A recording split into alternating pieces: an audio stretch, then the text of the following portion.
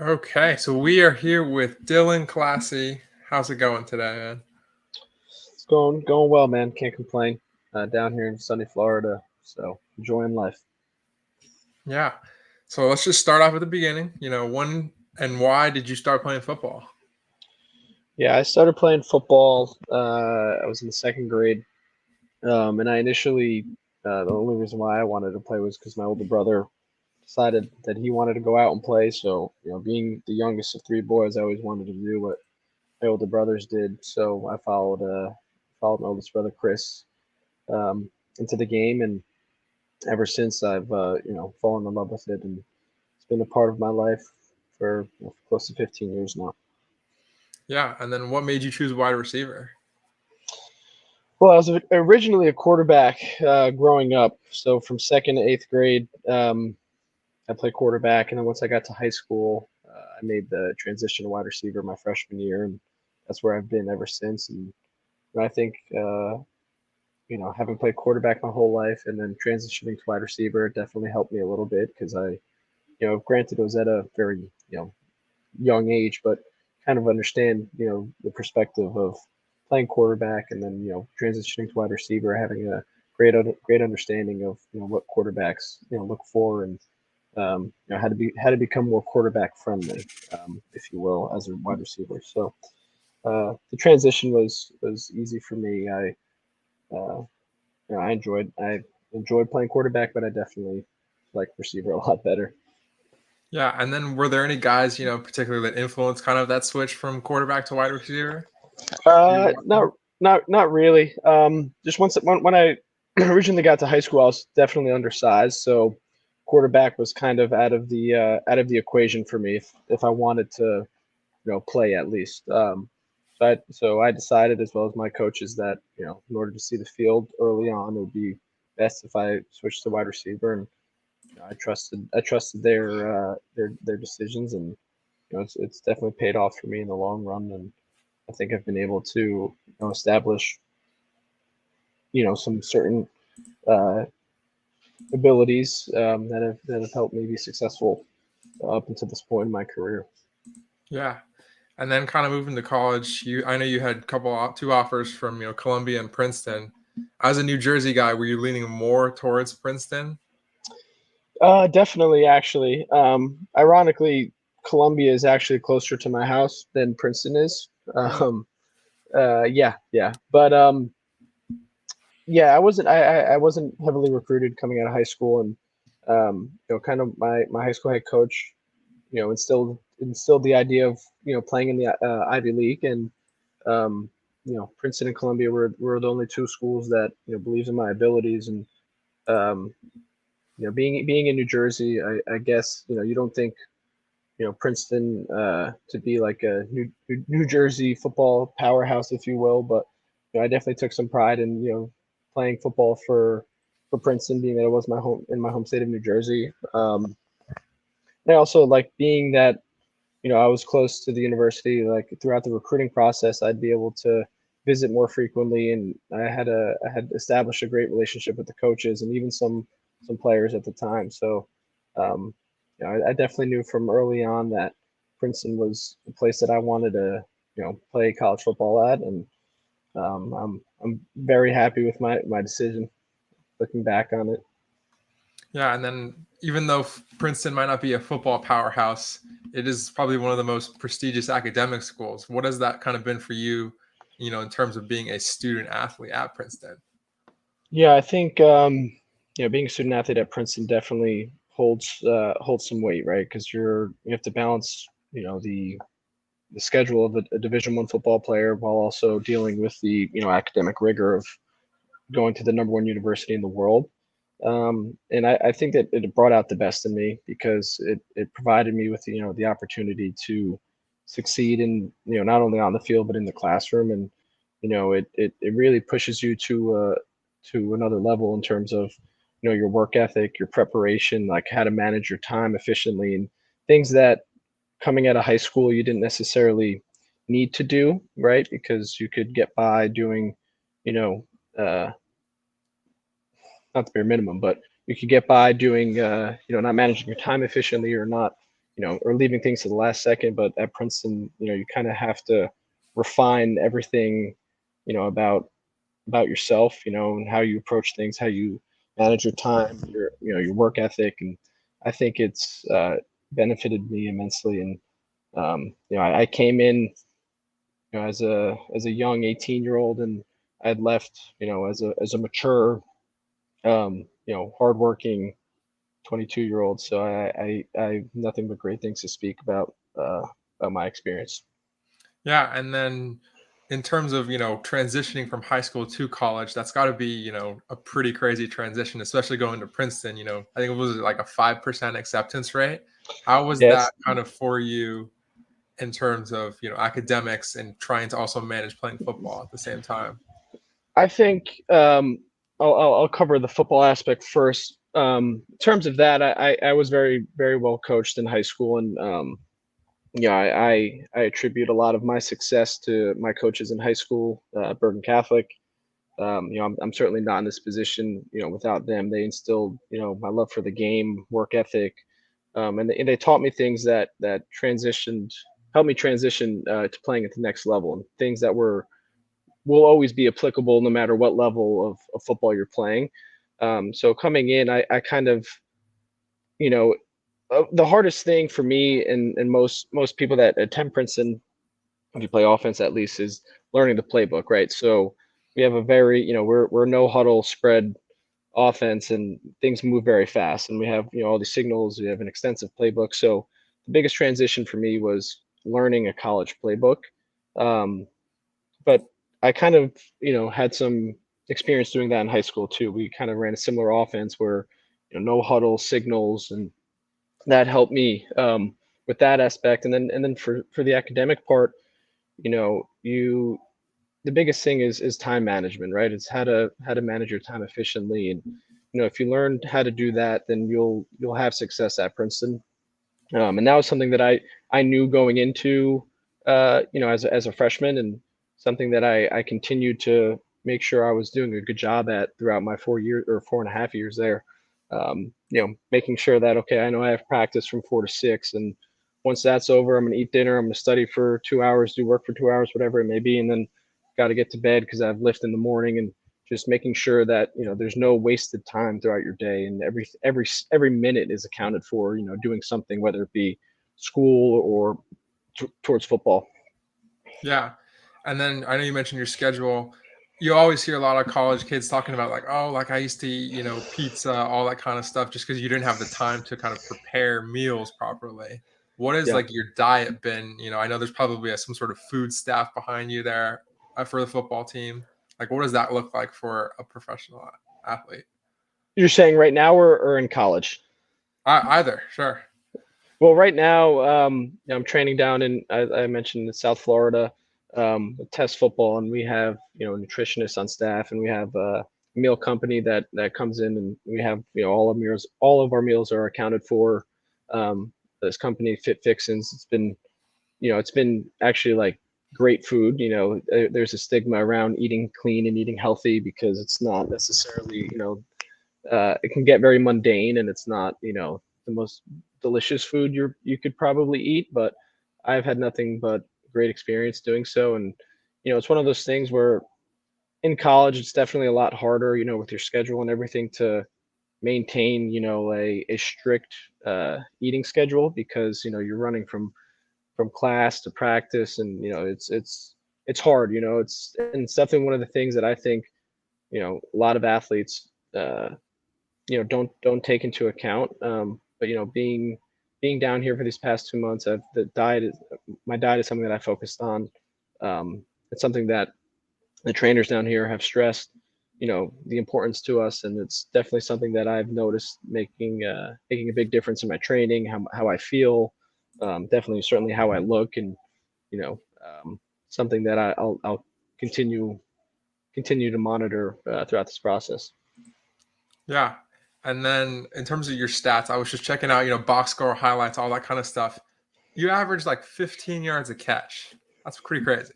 Like, what do you think in terms of, scheme or just, quarterback play? Because it's kind of allowed you to be more of like that deep, I don't want to say deep threat, but like, able to stretch the field a little bit more.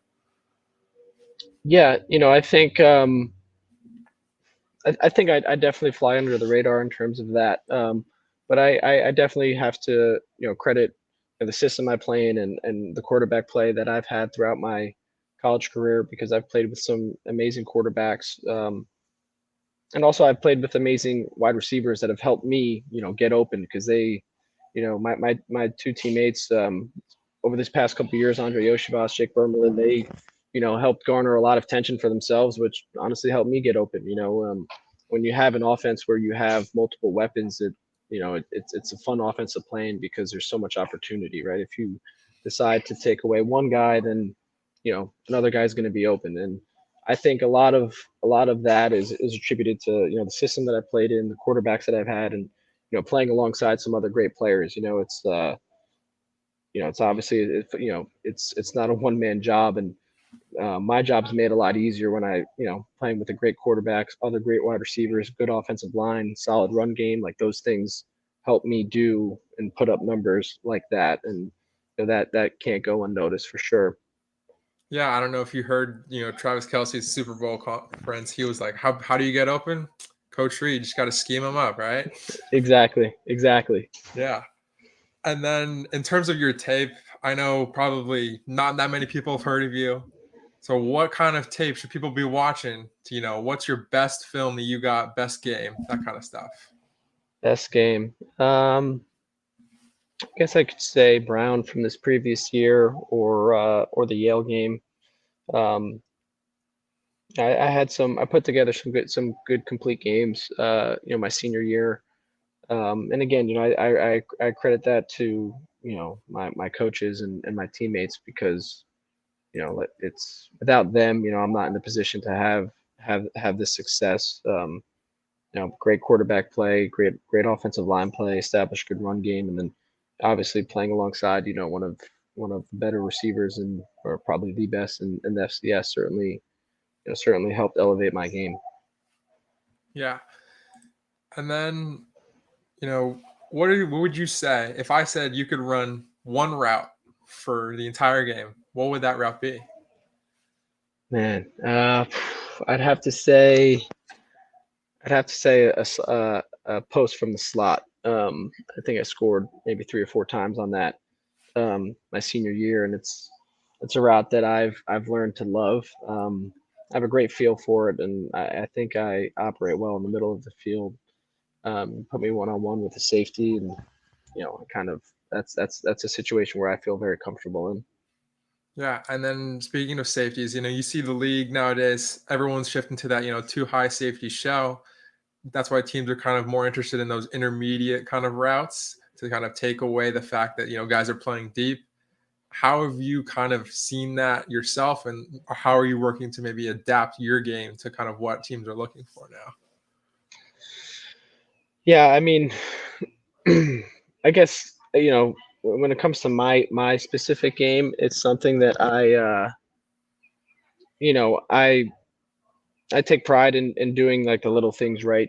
So when it comes to route running specifically, like being technically sound in and out of breaks efficiently, and pairing everything to make sure that everything looks the same. So the first 3, 4, 5 steps of all of my routes look the same, whether it be a slot post, a 15-yard comeback, 6-yard hitch, whatever it may be.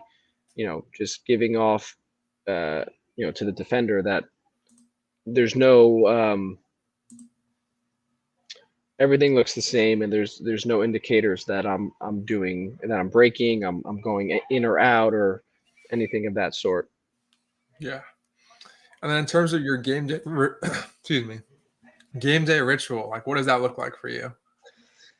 Game day rituals. I don't really have any rituals. I'd say for the most part, I like to be loose on game day. I guess cracking jokes with my buddies, and kind of staying locked in, but also being loose, because I think that's when I play my best game, is when I'm feeling good, feeling comfortable. Not going in too tense, just being locked in, but also loose, and enjoying it. Like, I think enjoying the moment and taking everything in, and um, I think that's when I play my best game, and uh, something that I've learned to get into that zone over these past couple of years. Yeah, and then kind of taking the other side of that, what is like post game recovery, even after like a workout look for you? Like what kind of workout recovery guy are you? Ice bath, stem, like massage gun? I What are we doing? I love an ice bath. I don't think there's anything better than an ice bath. I mean, the first minute minute and a half are pretty grueling, but after that, I mean, my body feels great. It's almost like you feel the effects like instantaneous. Um, and that's something that's that's my go-to, at least. I know a bunch of people have different sorts of recovery processes, but that's what works best for me. Gotcha. And then who are some of the guys you're watching on tape currently, whether that be, even your teammates or mostly just in the NFL right now? Yeah, I like I said, I take a lot of pride in being a very technical route runner and having efficient break points. So some guys that in the NFL that I personally like to watch: Cooper Kupp, Stephon Diggs, Justin Jefferson. I think those guys have really mastered the art of route running, and I say art because that's exactly what it is. You watch them play, and they do some things that it's just that's why they're some of the best in the league.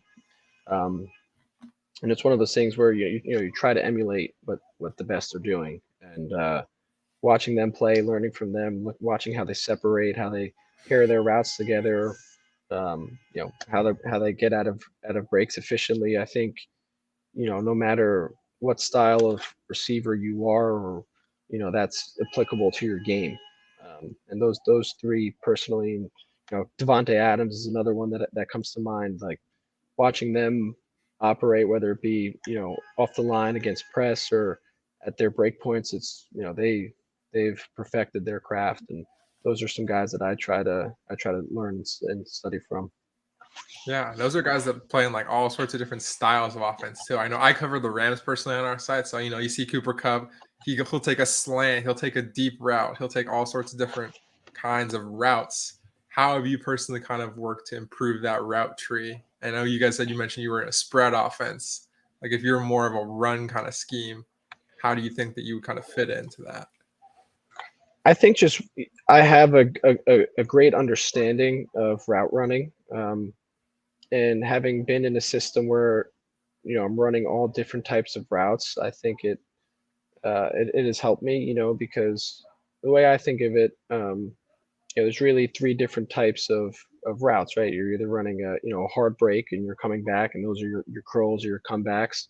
You're running a speed out, which is you're putting your foot in the ground and sprinting out of it. Um, or it's like a route like a post or a slant where you're putting your foot in the ground, hard break, going one or which way. And when you think of it in terms of that, there's only so many different types of routes, possibilities. And I think kind of like breaking it down and simplifying it in that way helps me, because whatever route you tell me to run, it's going to be one of those three types of breaks, and perfecting those breaks will help me run whatever which route I'm asked to run. Yeah. And then who's your favorite NFL player growing up? Wow, favorite NFL player growing up. You can list a couple if it's hard to choose. Favorite NFL player growing up. I have to say that's a tough one. Um, I really liked Lindanian Tomlinson growing up, especially when he played for the Jets when he got traded. That was that was a player of mine that I really liked. Kind of doesn't really make sense for me to say this as a wide receiver, but watching a guy like Ed Reed play, I mean, he embodies everything it is to be, a football player. That guy eats, sleeps, and breathes football, and his passion for the game is unmatched. I have to say, receiver wise, growing up, man, receiver wise, I'd say like a guy like Wes Welker, growing up, because he was an underdog type of guy and managed, always managed to get the job done and excel. And he wasn't a highly touted prospect or anything, but he was a student of the game, and obviously was, very good at what he did. And I think that's someone that I looked up to growing up. Um, Currently, I'd have to say probably Cooper Cup, Justin Jefferson, Jamar Chase, like those guys, like what they're able to do, as someone who really appreciates wide receiver play and the art of route running and releases, like they're up there in my they're up there for me. Yeah. And then in terms of your prep right now, what are some things you're still trying to work on, to prepare pre-draft?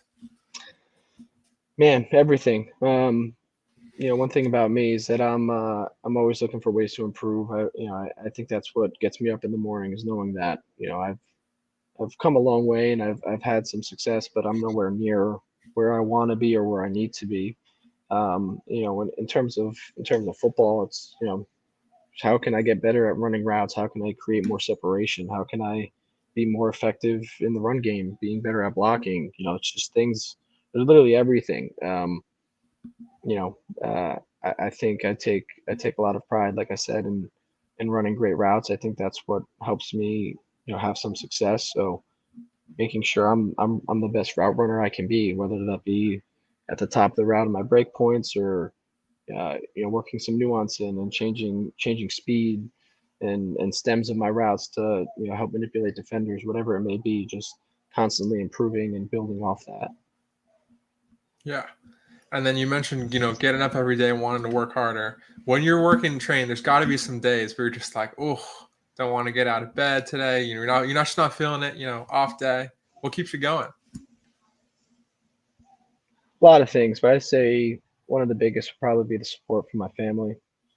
I take a lot of pride in representing them and my last name, right? I think what I do on the field, and or when I go to work out, I want to represent my family and myself in the best way possible. So, the outpouring love and support from them definitely keeps me going. And then, I'm, like I said, I'm nowhere near where I need to or where I want to be, right? So I don't think I've never had any reason to be complacent. And I think that's what keeps me going, is knowing that there's always something I could be doing better. And I think I find that, even after like my triumphs, right? It's like, okay, well, I had a good game, but it's like, could have been better. Could have made one more guy miss and added 15 more yards and touched. There's always ways. I'm looking to improve, and I'm never satisfied. And I think that's what makes this fun, right? You wake up every morning and you have something to work for. Yeah, I think that's a great mindset to have. I know you always hear guys like, Brady just say, like, even if you don't have a chip on your shoulder, you got to make one. Yeah, And then absolutely. one of the final questions of the serious ones here. We got, what's something you've learned from playing football that you can apply to your life off the field?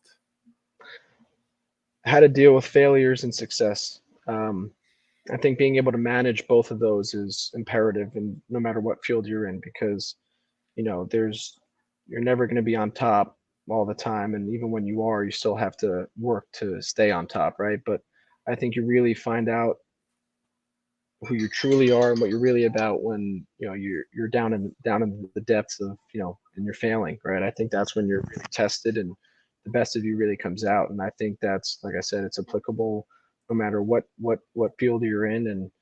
And just learning how to manage your successes and your failures. I think that's something that I've taken away from it, and that'll stay with me for the rest of my life. Yeah, sounds great. And then moving to off the football field stuff, what are some ways that you decompress, relax, that kind of stuff off the football field? Yeah, I guess spending time with my family and friends is probably my go-to, right? I'm I'll watch some Netflix shows to, you know, pass the time. I'll read some books, but nothing out of the ordinary. I guess just staying off my feet, being with family and friends, like I said, is probably my go-to. And then if you could eat one food for the rest of your life, what would it be? Not even I don't even have to think about it. Pizza, not even close. Not even close. Probably not eating much of that right now. No, I haven't had a slice of pizza in like 2.5 months. I'm dying. I'm freaking out. What would pizza be part of your cheat meal, or would it be what else would there be? What else? I guess Chipotle is my go. I love Chipotle. I think it's that's my go-to for And sure that outside that of could still be pizza. considered a healthy meal, within the Yeah, diet. yeah, exactly. There's definitely worse things you could be consuming. It's all everything's good in moderation. But yeah, I'd say Chipotle, and yeah, I love pizza. Well, I think from an early age, I think everyone has loves pizza in one way or the other. So Yeah. And then what are some of your hobbies? You a video game guy, hunting, fishing? Like, what are we doing? I grew up playing video games. As I got to college, I kind of slowed down because I just didn't really have much time to. I do enjoy hunting. I grew up going hunting with my father. That's something that I definitely enjoy doing. Um, but to be quite honest, I don't. I haven't had much free. I haven't had much free time for hobbies since I got to college with my schedule. So it's kind of really been all work for me. But I enjoy playing basketball. Pick up basketball. I picked up golf recently. That's something that is that I could definitely see myself doing in my free time when given the chance. Yeah. And then I think that will do us for today. Awesome. To be updated every time a new episode drops, you can follow me at Football by Nico on Twitter. Thank you very much for listening to the pod.